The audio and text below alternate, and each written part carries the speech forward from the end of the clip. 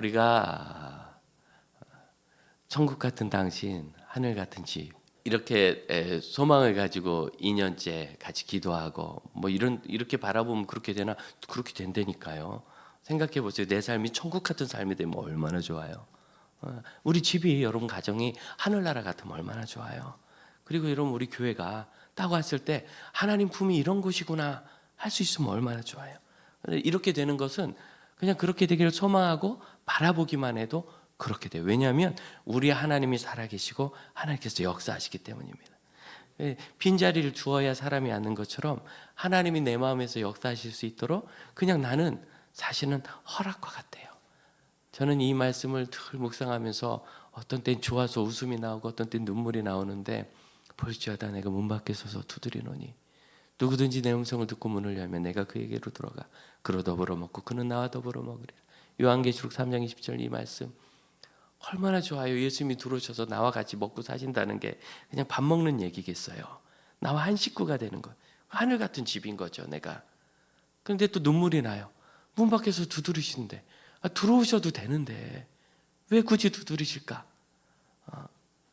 혹시 제 방에 들어오실 때는 문 밖에서 두드려 주세요. 제가 안에서 이를 닦을 수도 있고 막 산발을 하고 있을 수도 있으니까. 그러나 예수님께는 아니잖아요. 예수님께는 언제든지 들어오셔도 돼요. 우리 이 마음인데 우리 예수님은 문 밖에서도 두드리세요. 이게 뭘까요? 인격적이라는 것은 예수님이 일방적으로 하시는 것이 아니라 우리의 반응이 필요하고 그 반응에 어떤 화학적 반응이 일어나는 것처럼, 식초에 소다를 넣으면 부글부글 끓는 것처럼 그런 반응이, 예수님의 두드리심이 우리가 문을 열어주는 응답으로 반응이 올 때 거기서 부글부글 끓듯이 하나님 나라의 역사가, 변화가 일어나는 거예요. 그렇게 되시기를 축복합니다. 우리 교회는 그 일을 지금까지 해왔고, 고넬료의 이 가정 이야기가 사도행전 10장부터 11장까지 상당히 길게 반복적으로 나오는데, 오늘 우리가 상당히 긴 기간을, 긴 성경을 그냥 다 읽었어요. 원래 10장에서 이야기가 시작될 때는 어떻게 됐느냐면, 고넬료라는 사람이 기도하는 중에 천사가 들어와서 요바에 있는 베드로를 모셔와라 하는 환상이 있었고, 그 다음에 그래서 이틀이나 걸렸죠. 사람을 선발해서 준비시켜서 보내서 이틀이나 지나서 베드로에게 올 때 그 정오쯤 베드로가 마침 기도 시간에 기도하는데 또 이번엔 베드로에게 환상이 보여서 하나님이 거룩하게 하신 걸 부정하다 말하지 말고 잡아먹어라. 그 이야기가 우리가 읽은 성경 11장에 쭉 나온 거예요. 8절. 저는 그렇게 지저분한 것을 내 입에 넣은 적이 없습니다. 9절. 하나님 깨끗하게 하신 것을 네가 속되다 하지 말아라.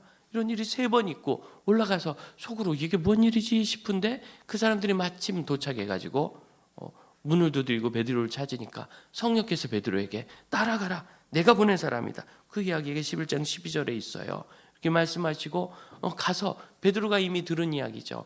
당신을 통하여 하나님이 우리 집을 구원할 말씀을 듣겠다 하셨습니다. 14절. 너와 온 집이 구원을 받을 말씀을 주신다. 그래서 당신을 기다리고 있으니 오셨으니 잘했습니다. 우리가 당신에게 구원의 말씀을 듣겠습니다. 베드로가 감복한 거예요. 참으로 하나님은 어떤 인종이나 민족이나 습관을 통하여 그 사람의 환경이나 배경으로 구원하시는 것이 아니라 하나님을 찾는 모든 사람에게 의를 주시고 천국을 주시고 구원하시며 그 삶을 변화시키는 분이신 것을 내가 깨달았다. 베드로가 이렇게 이야기하면서 복음을 전했어요. 예수님을 믿으면 예수의 은혜로 우리의 죄가 용서함 받는데, 그 일을 위하여 예수께서 십자가에 당신의 죄를 대신해서 죽으셨으니 이 일에 대해서 우리가 증인입니다. 우리가 다 봤습니다. 그분이 정말 그런 분인가요? 죽은 사람을 살리고 병자를 고치시면서 그 일을 우리가 정말 하나님의 아들인 걸 다 봤습니다. 심지어 그분은 죽었다 부활하셔서 그 일을 전하라고 명령하신 우리에게도 나타나셨습니다 라고 말할 때 그들에게 성령이 임하니까 베드로가 놀래가지고 이게 뭔가, 처음에는 어안이 벙벙했겠죠. 16절. 맞다, 요한은 물로 세례를 베풀지만 너희는 얼마 지나지 않아 성령의 세례를 받으리라. 자신들만 받는 줄 알았더니 이방인에게도 주니까 우리도 받았고 이방인도 받았고 우리가 다 구원받는구나 하는 걸 알고 세례를 준 것이다 라고 얘기했더니 18절. 그들이 이 말을 듣고 잠잠하여 하나님께 영광을 돌리며 그러면 이방인에게도 생명 얻는, 영생 얻는 회개를 주셨구나. 누구든지 회개하고 예수 믿으면 내 죄를 인정하고 예수님이 내 죄를 용서하셨어요. 이렇게 인정하면 그러면 영생을 얻는구나. 이렇게 이야기했다고 다시 한번 정리하고 있어요. 그래서 이 사도행전 10장의 이야기와 11장의 이야기의 큰 차이는 11장은 베드로의 자기 간증이 되어 있는 거지요. 자기 간증. 내가 경험한 하나님이 이랬습니다. 그랬더니 그것이 공동체 변화가 되었어요. 따라해 봅시다. 우리의 간증. 조금 더 좁혀볼까요? 나의 간증. 공동체의 변화. 우리 가정의 변화. 이렇게 되는 거예요. 그럼 변화는 어디 있느냐면 내가 하나님을 만나고 그것을 깨닫고 정리해서 간증하면 거기서 변화가 일어나요. 정말 천국 같은, 하늘 같은 그런 가정, 그런 집 같은 교회라는 건 뭐냐면 그런 간증에 대해서 반응할 줄 아는, 그런 간증에 대해서 기뻐하고 또 그런 간증에 대해서 곰곰이 생각해서 변화를 깨닫고 변화를 일으켜내는 것. 그럼 이것이 바로 하늘 같은 그런 집이고 교회입니다. 그런 공동체입니다. 이렇게 베드로가 가졌던 주제가 명확하게 드러나는 것이 오늘 우리가 읽은 마지막 정리하는 것 같은 이 말씀입니다. 그런데 가만 보면 이분들 참 단순하죠. 11장 2절 3절 보면 할례자들이 베드로를 보고 내가 이방인과 만나 교제했다고 이렇게 항의하고 다툰 것이 꽤 시끄러웠던 것 같아요. 딱 봐도 느낌이 그렇게 편안하지 않죠. 그런데 베드로의 간증을 듣더니 18절에 잠잠해졌대요. 말을 잃었다 그런 단어예요. 말이 더 없어진 거예요. 더 이상 할 말이 없어요. 왜? 간증이 들어오니까 항의하고 원망하고 아니라고 해야 하고 이러던 그 말이 다 사라진 거예요. 언제? 간증이 들어오니까. 사랑하는 형제자매 여러분, 우리의 간증이 어떤 간증? 하나님 만난 이야기가 어떤 간증? 하나님이 살아계심을 내가 깨닫는 이야기가 우리 가정을 평안하게 하시는 걸 믿으시기 바랍니다. 그래서 누가 그런 얘기 하잖아요. 어려서는 세상을 바꿔야 된다고 생각했고 커서는 자기 동네를 바꿔야 된다고 생각했고 조금 지나서는 가족을 바꿔야 된다고 생각하다 철들 드니까 바꿀 건 나밖에 없더라. 여기 그냥 철이 아니라 세상은 안 바뀐다는 얘기도 아니고 결국은 이 모든 것이 내 안과 내 마음 안의 문제다. 외부에 있는 것이 아니라 내 안에 있는 것. 그래서 내가 깨닫고 나면요 그 일로 인하여 세상이 새롭게 돼요. 어려서부터 교회 다니신 분들도 언젠가 수련회 갔을 때 붕에 갔다가 설교 듣다가 예수님이 나의 구세주구나 하고 깨달은 시간이 있으셨을 거예요. 특히 저같이 좀 철이 들어갈 때 이후로 예수님 만난 사람은 그 순간이 너무나 명확해요. 그때까지 저는 소망 없는 집에서 알코올 중독인 아버지 밑에라도 있었으면 좋겠어요. 거의 아버지랑 살아본 시간이 몇 년 돼도 안 해요.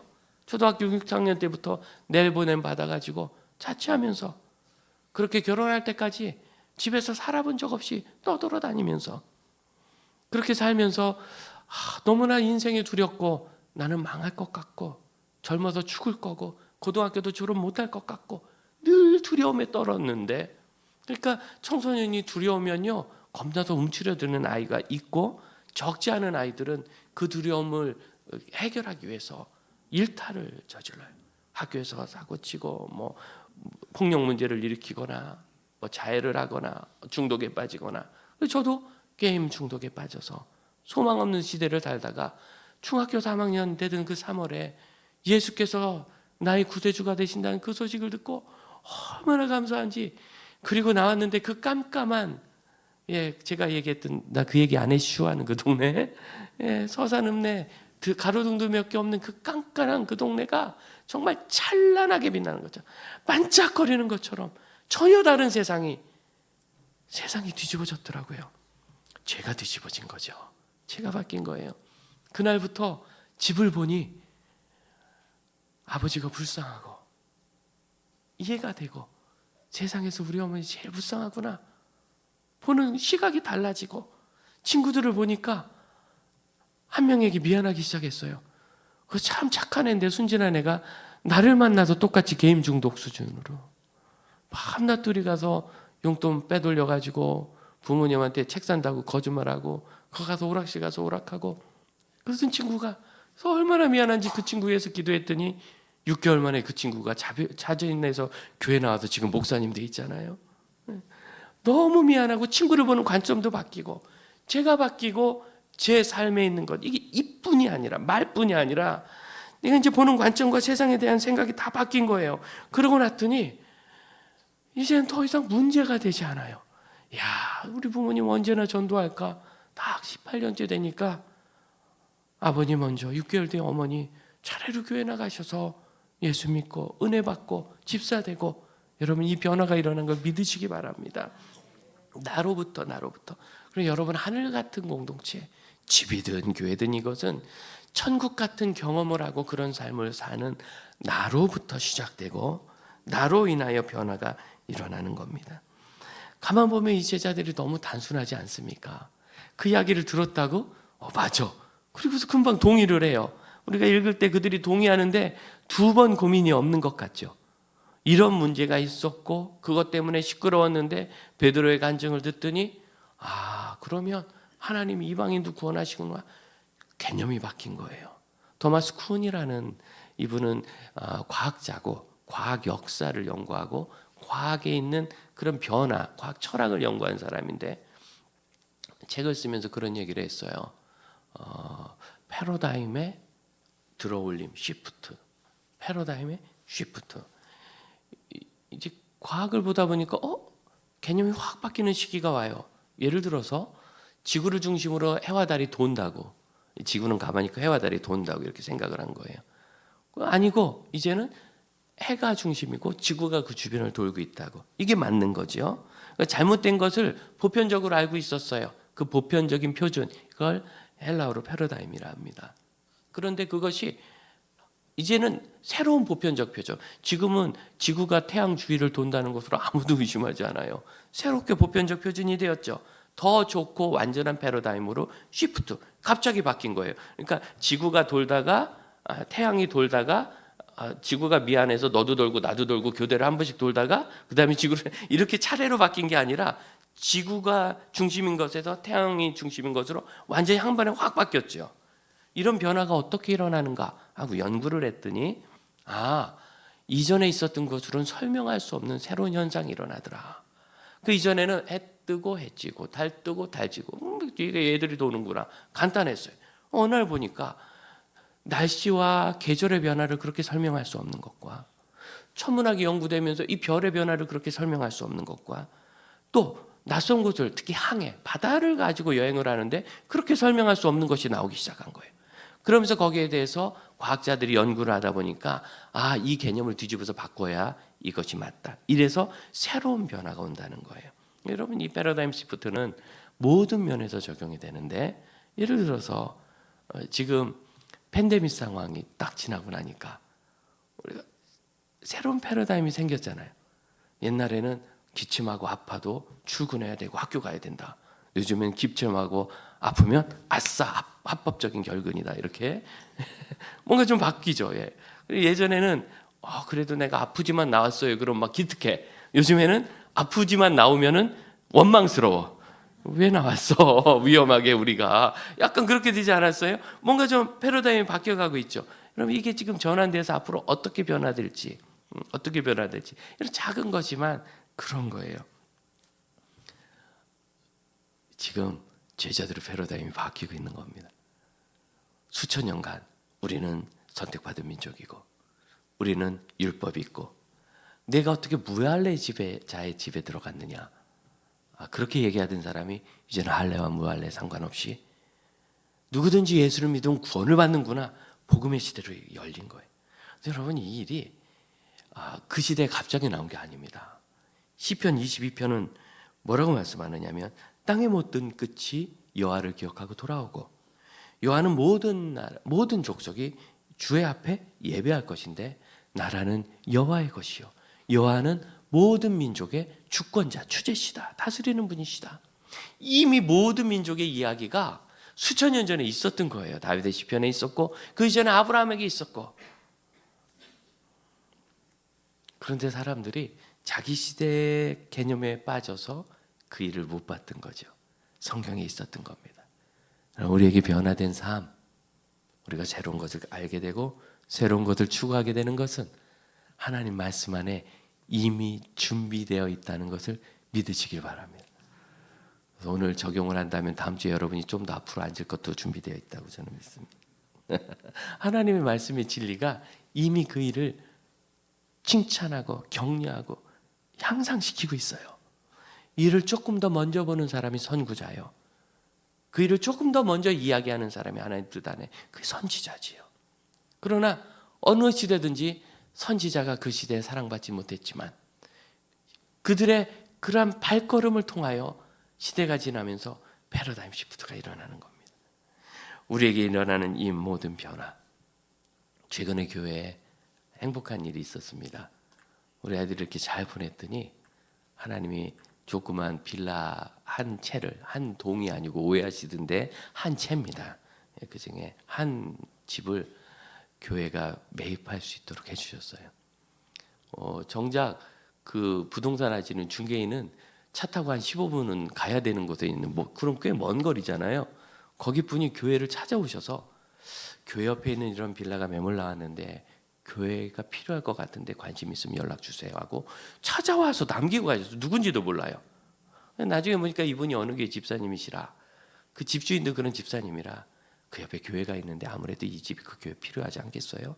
거기 먼저 기회를 드려봅시다 하고 가격도 그렇게 비싸지 않은, 우리가 충분히 그 정도면 우리가 저렴하다고 얘기할 만한 가격이 제안을 해주셔서 찾아와서 사달라고 한 셈이죠. 됐어요. 오래전에 우리 교회가 이 큰 길까지 나가 있었습니다. 그때는 장문교회였어요. 장지 문정교회. 근데 어느 날 이 문정이 너무나 멀어가지고 저쪽으로 좀 문정구역으로 갔어요. 그래서 문정이 가버려가지고 장지만 남아서 장지교회가 된 거예요. 그렇게 됐어요, 우리 교회가. 그런데 거기 큰 길이 나니까 교회 땅이 수용이 되잖아요. 그리고 또 길이 나야 그 접근이 좋아지니까 이런 걸 막으면 안 되죠. 그래서 교회가 양보하고 안쪽으로 좀 들어가서 새로운 땅을 받았어요. 괜찮아요. 지금보다는 많이 넓어요. 근데 안타깝게 골목이 거기 생겨야 됐어요. 개발을 하려면 길이 나야 되니까. 그래서 공로가 나면서 교회가 받은 땅이 한 3분의 1 좀 못 되게 이렇게 살려나간 거예요. 그래서 거기까지 다 한꺼번에 하면 좋은데 할 수 없이 좀 큰 쪽에 지금 이 교회를 세웠습니다. 저는 이 교회에 들어올 때마다 감격입니다. 여기요, 이 교회 지을 때 우리 성도들 200명도 안 됐어요. 한 120명 됐다 그래요. 제가 들어보니까. 포크레인이 땅을 파야 되겠지만 조금이라도 내 힘을 보태고 돈 아끼려고 저녁에 퇴근해가지고 행주치마 메고 와서 2시간씩 3시간씩 흙퍼 나르고 그렇게 하셨어요. 우리 지금 여기 어르신들이. 그래서 저는 여기 들어오는 아이들이 복 받을 거라고 100% 믿습니다. 이거 팔 때 왜 받겠어요? 그 피곤한데 그 밤중에 하나님 여기 교회가 꼭 필요한 곳, 우리 교회가 이 지역에서 제일 먼저 세워진 교회예요. 꼭 필요한 이곳에 이 교회를 세우면 여기서 예배드리고 여기서 선교하고 여기서 다음 세대 키우고 여기서 세상을 변화시킬 거예요. 어떻게 할지는 모르지만 그냥 일단 땅 파는 거예요. 할 수 있는 건 그거밖에 없으니까. 여러 가지 이유로 1층을 처음에 세를 줬어요. 참 잘한 일이에요. 성도도 적은데 그 원금이자 다 갚는 거, 굳이 또 교회 전체 공간이 필요하지도 않고 또 일부는 세를 줘야 되는 그런 구조였어요. 상황이 법상으로. 그래서 그렇게 하면서 부채를 줄여나갔고, 안타까운 거는 이제 저쪽에 한쪽 있던 땅을 매각했어요. 차라리 그냥 놀리지 말고 우리가 교회에 필요한 일에 좀 쓰자. 나중에 또 교회 부흥하면 되사면 되지 뭐. 그랬더니 교회가 부흥하기 전에 동네가 먼저 부흥해가지고 그 건물이 다 서서 이제 되사기가 어려워진 묘한 상황이 됐습니다. 어떡하겠어요. 그래서 이제 여러분이 느끼다시피 왜 이렇게 앉을 자리가 없어.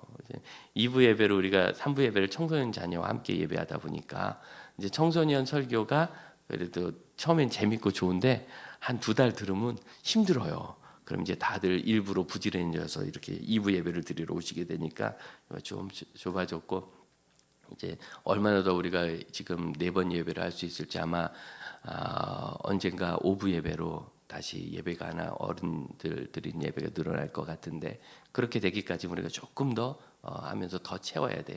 그래야 어떻게 할 수 있지. 그래야 돼요.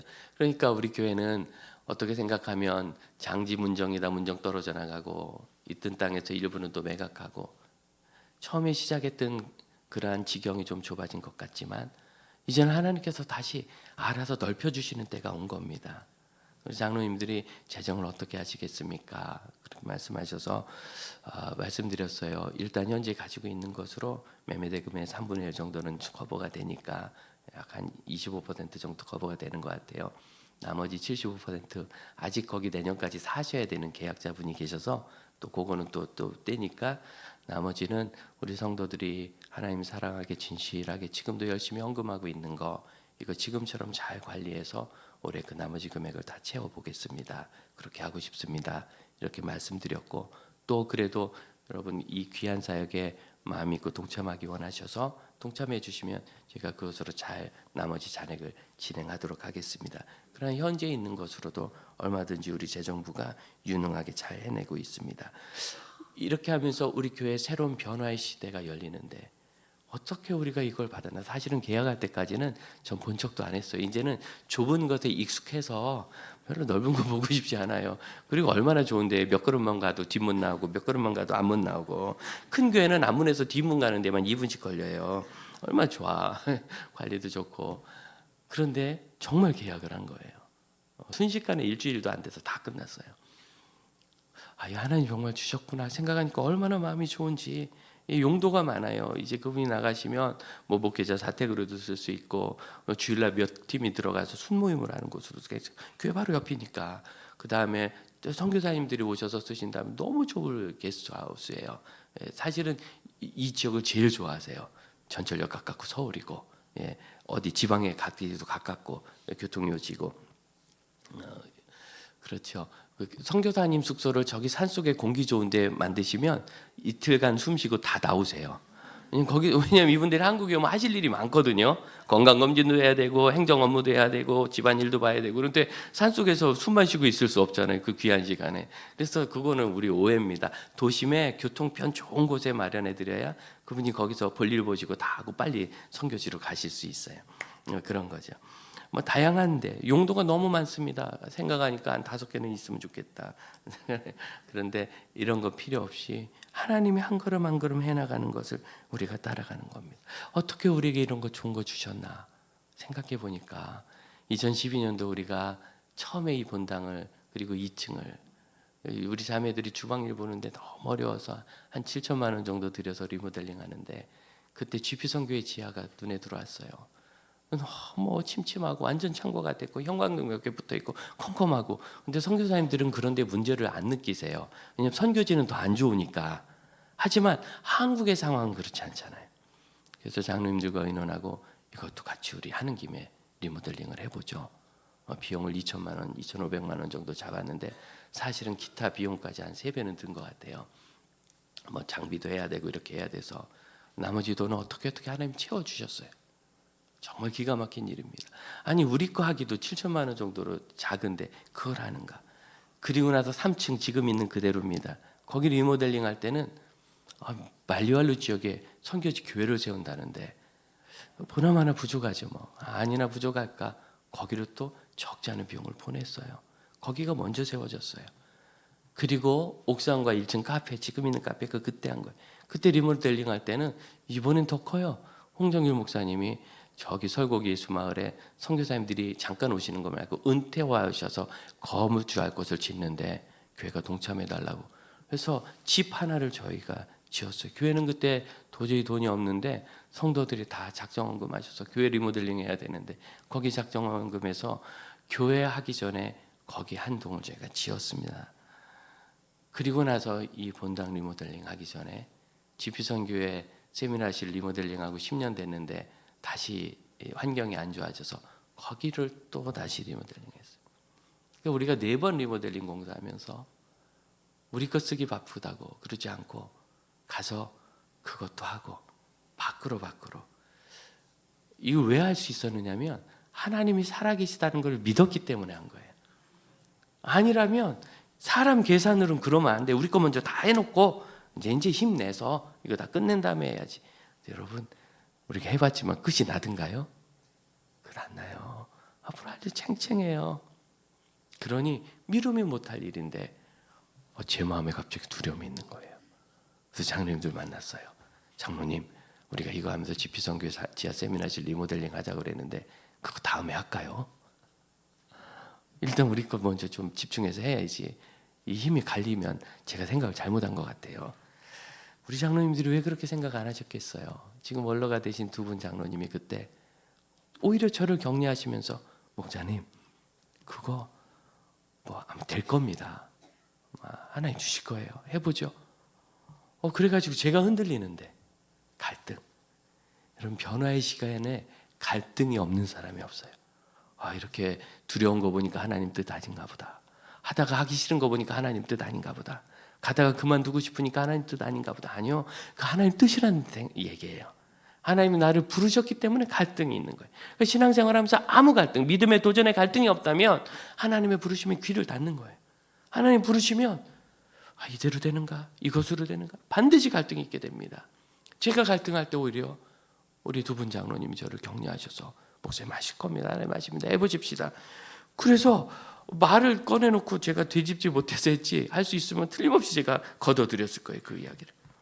이렇게 했더니 지금까지 하나님께서 저에게 복을 주시고 더 주시고 더 주셔서 믿고 모든 세대를 맡겨주셨습니다. 그리고 저는 이 시대에는 한국교회와 세계 선교지를 점점 우리에게 맡기고 계심을 느끼고 있습니다. 여러분도 느끼시죠? 언제든지 믿음의 사람은 하나님께서 우리에게 일으키시는 이 변화를 보아야 되는데 우리는 변화에 약해요. 여러분, 왜 이 고넬료의 이야기를 똑같이 우리가 11장에서 또 읽어야 되는가? 성령님이 또 적어주셔서 그런 거예요. 왜 또 적어주셨는가? 2번 읽으라고. 왜? 변화가 잘 안 돼요. 우리가 2번은 해야 어떻게 좀 될까? 마치 예수님께서 진실로 너에게 말한다 하셔도 되는데 진실로 너에게 말한다 2번이나 강조하신 것처럼 이 일은 우리는 변화에 약하다. 그래서 우리 스스로 고조건히 얘기해야 돼요. 난 변화에 약하고 두려움이 있다. 하지만 하나님이 하시는 것이고 하나님이 하시는 데까지만 따라만 가자. 멈춰서지 말고 따라만 가자. 더 하자고는 못할지언정 따라는 가자. 그러면 그것이 오늘 우리가 세미나 듣는 성도의 성화를 이루는 견인이에요. 성령이 이끌어 가시는 견인. 그 일이 우리에게 늘 일어날 줄로 믿습니다. 언제든지 나를 버리고 나를 낮추고 언제나 하나님의 일하심을 기대하며 내 생각과 다른 주님의 뜻을 따르며 주님이 옳으시다고 고백하고 주님의 인도하심은 완전하다고 신뢰하고 하나님이 일하시도록 내 마음을 드리고 하나님께서 이끄시고 새로운 길을 여시도록 마음을 열고 순종하고 내 기회와 능력을 드리고 성령님을 따라 조심스럽게 용감한 발걸음을 내딛으면 그 다음의 역사를 우리 하나님께서 이루심을 믿으시기를 바랍니다. 우리 함께 기도하고 찬양할 때 성령님께서 우리에게 일어나시는 변화, 성령님 제게 변화를 주시고 그것이 우리 가정의 변화되게 하시며 제가 하나님 경험하게 하시고 그것이 우리 공동체 하나님 경험이 되기를 원합니다. 합심해 기도하겠습니다. 기도합니다.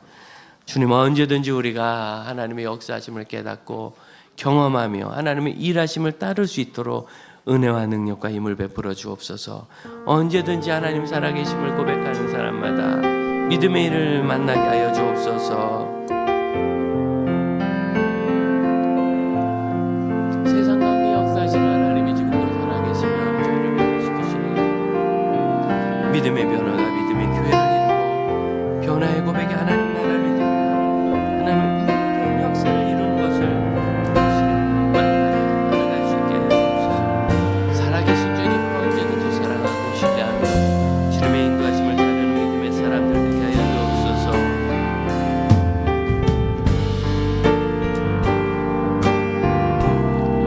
자리에서 일어나 함께 찬양합시다. 주님, 우리는 주님의 백성입니다.